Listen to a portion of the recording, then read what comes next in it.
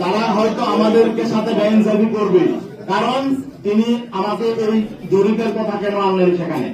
গত কয়েকদিন ধরে আসন নিয়ে ইসলামী দল জামায়াতে ইসলামীর সঙ্গে বেশ অসন্তোষ চলছিল চরমোনাই পীরের নেতৃত্বাধীন দল ইসলামী আন্দোলন বাংলাদেশের। এমনকি কানাঘুষো চলছিল যে কোনো সময় সমঝোতা থেকে সরে গিয়ে স্বতন্ত্র নির্বাচন করতে পারে দলটি। অবশেষে জল্পনা সত্যি হলো। এবার 11 দলের নির্বাচনের সমঝোতা থেকে আনুষ্ঠানিকভাবে সরে দাঁড়িয়েছে ইসলামী আন্দোলন বাংলাদেশ। শুক্রবার বিকেলে দলের কেন্দ্রীয় কার্যালয়ে এক সংবাদ সম্মেলনে এমন ঘোষণাই দিয়েছেন দলের যুগ্ম মহাসচিব ও মুখপাত্র মাওলানা গাজী আতাউর রহমান। আর এমন ঘোষণার মধ্য দিয়ে রাজনৈতিক অঙ্গনে নতুন করে প্রশ্ন উঠেছে যে কি কারণে ভাঙল তাদের এই সমঝোতা। অবশ্য এর কয়েকটি কারণ তুলে ধরেছে এই দলটি, যার প্রতিটি বর্তমান 10 দলীয় জোটের প্রধান শরিক জামায়াতে ইসলামীকে ঘিরে। তারা যখন নাকি বলছেন যে না, তারা সে আল্লাহর আইনের পথে চলবেন না, বরং প্রচলিত আইনেই তারা রাষ্ট্র পরিচালনা করবেন, তখন আমরা তাদের সহযোগী হওয়ার জন্য আমরা প্রস্তুত নই।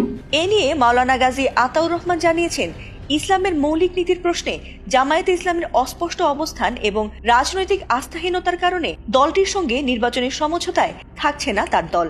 এছাড়াও তিনি আরো বলেন, জামায়াত শরিয়া আইনে নয় বরং প্রচলিত আইনে দেশ শাসন করতে আগ্রহী, অথচ দেশের বর্তমান দুর্দশার কারণ এই বর্তমান আইন। আর সেই আইন পরিবর্তন করার জন্যই তাদের রাজনীতি। আর সেই রাজনীতির মৌলিক প্রশ্নে যখন ভিন্ন মত তৈরি হয়, তখন তাদের সঙ্গে সমঝোতায় থাকার আর কোনো সুযোগ নেই। জামায়াত ইসলামী সম্মানিত আমির ডক্টর শফিকুর রহমান, তিনি বিএনপি প্রধান জনাব তারেক রহমানের সাথে সাক্ষাৎ শেষে। এছাড়াও ইসলামী আন্দোলন বাংলাদেশের এই মুখপাত্র আরো জানিয়েছেন, জামায়াতের আমির বিএনপির চেয়ারম্যানের সঙ্গে বৈঠক করে দলটির সঙ্গে জাতীয় সরকার গঠনের কথা বলেছেন। আর তার এই বক্তব্য তাদের মধ্যে সংশয় তৈরি করেছে আর পাতানো নির্বাচনের আশঙ্কা তৈরি করেছে। সেজন্যই ইসলামী আন্দোলন বাংলাদেশ তাদের এই সমঝোতায় থাকছে না, আর তাদের টেকা আসনগুলোতে তারা একক নির্বাচন করবে বলে জানিয়েছে দলটি।